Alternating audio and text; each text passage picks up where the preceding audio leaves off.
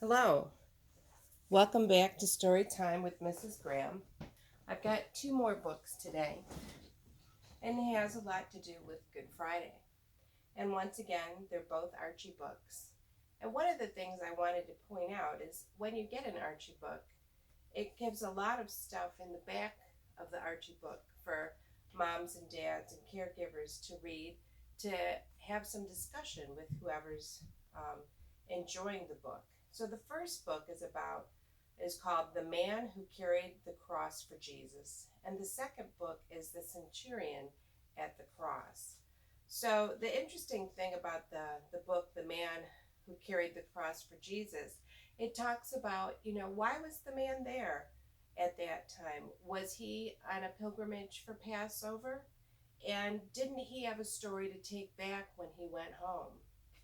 And one of the things about the centurion and the cross that is so true talks about what this man's job was, and that he was just working for Pontius Pilate.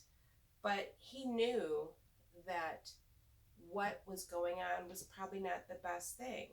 But many times we do things that we might know are wrong, but we do them anyway because it's our job. We were told to do it. And sometimes our friends might tell us to do different things, and things that are seriously wrong, we would know, oh, probably shouldn't do that. But other things, oh, it was only this wrong, and we might do it anyway. But the thing is, we need to ask forgiveness when we do things that are wrong. And just like the Bible tells us, when we ask for forgiveness, God is always going to grant it to us. So let's get busy. So once again, the first book is The Man Who Carried the Cross for Jesus. I'm going to Jerusalem, said Simon of Cyrene. It is a long, long journey to a land I've never seen. Rufus and Alexander, my sons, you're coming too. So let's get ready right away.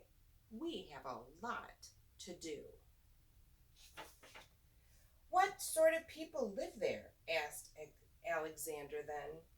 Will they be folks who look like us? What color is their skin? The Jews aren't as dark as we are, said Simon. That is true. But don't you fret about it, for their God is our God too. I read in the holy book the Jews wrote long ago, when God upon his prophets spoke, he plainly told them so. My house is called the house of prayer for all my people everywhere. So black or white, brown or red, they're all God's children, Simon said. The ship set sail from Old Cyrene on Africa's north shore.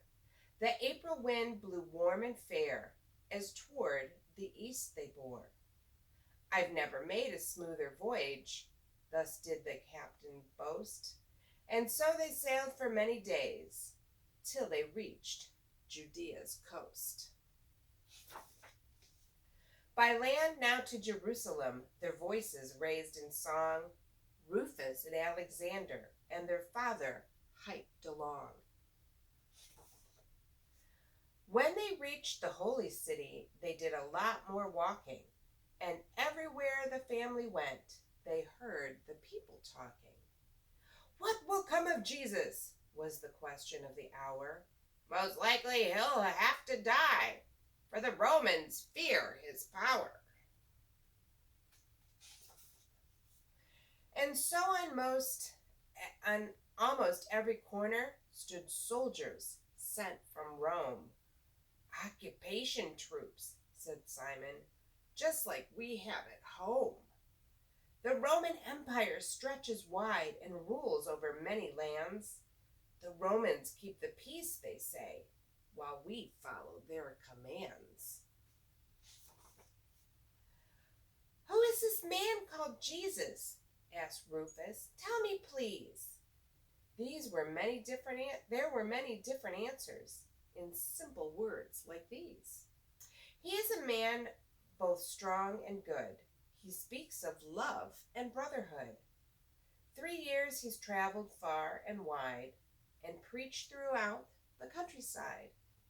Some say he's the promised Messiah, sent down from God's heavenly home, but others believe he's dangerous, a threat to the power of Rome.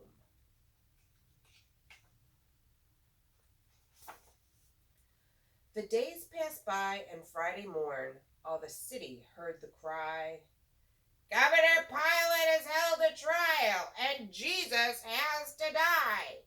They'll nail him to a cross today, way up on Calvary Hill." "How terrible," whispered Simon to his sons. "But we must keep still."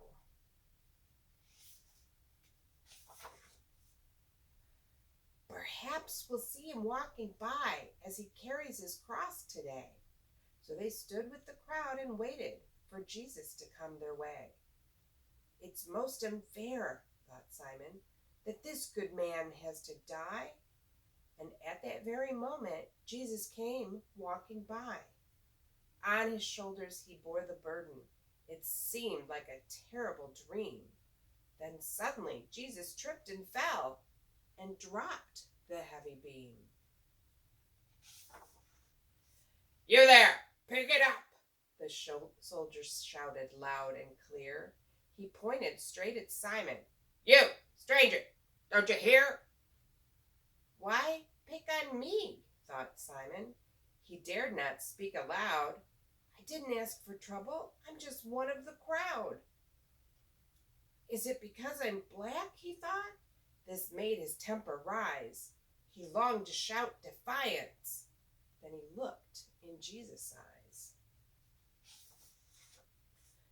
"No, no," cried Simon's two sons.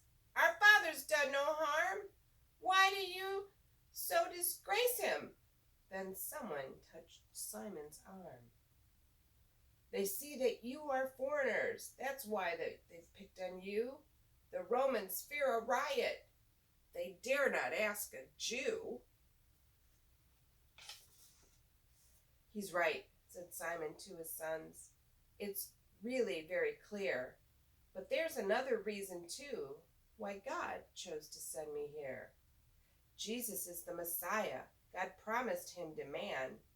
So it's not a disgrace, but a privilege to help him all I can." Then Simon took the heavy beam upon his shoulders wide, and all the way to Calvary's Hill he walked by Jesus' side.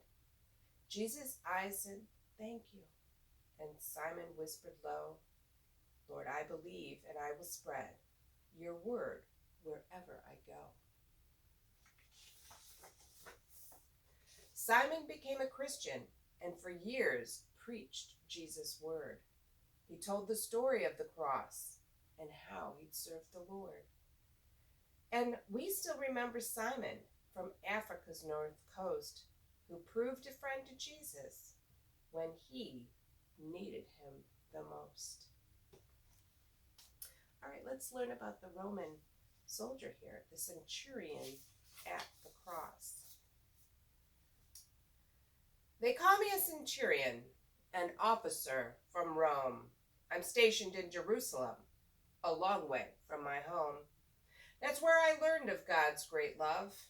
It was for me outpoured that day when I did crucify his son, Jesus, my Lord. I led my way to Pilate's house that fateful Friday morn. I noticed that the crowds were big, and Pilate looked forlorn. I asked of Pilate, 'What's the charge? Who's this one paying dues?' He told me I could read the sign. It said, 'King of the Jews.' 'A rebel, eh?' I answered back. He sadly shook his head. 'That's what their priests and leaders say. They sure do want him dead.' I saw that Jesus had been scourged. His back was red and torn, and on his head, to mock the king, a crown made of thorn. And yet he did look like a king. Through all the blood and pain, his eyes looked back at me with love. that I could not explain. I wished I could spare this man, not lead him off to die, but still I led him out of town, up to a hill so high. My men nailed out his arms and feet, and nailed him to the tree. He screamed, and then I heard the priests and leaders shout with glee. I wish that I could take those priests and nail them up there too. But Jesus cried, "Father, forgive! They know not what they do." Forgive? For all they'd done to him? Nailing him up to die? But then I knew he meant me too, and could not help but cry. As noon that day the sky turned black, 'twas dark as deepest night. I wondered where the sun had gone, and why there was no light. I watched him speak with kindness to his mother and a thief, although he hung in agony and pain beyond belief. He suffered all that afternoon in darkness, all alone, but finally he'd had enough. "I thirst," I heard him moan. A look of triumph filled his face. "It's finished," Jesus cried. And then an earthquake shook the ground, and I saw that he had died. No longer could I keep my peace about what he had done. Surely this man was innocent. This man was God's own son.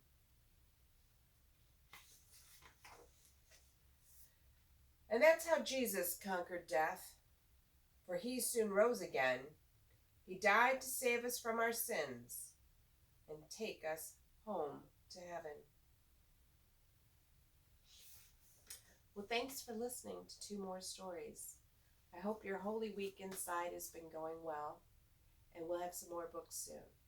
Thanks for listening. Bye.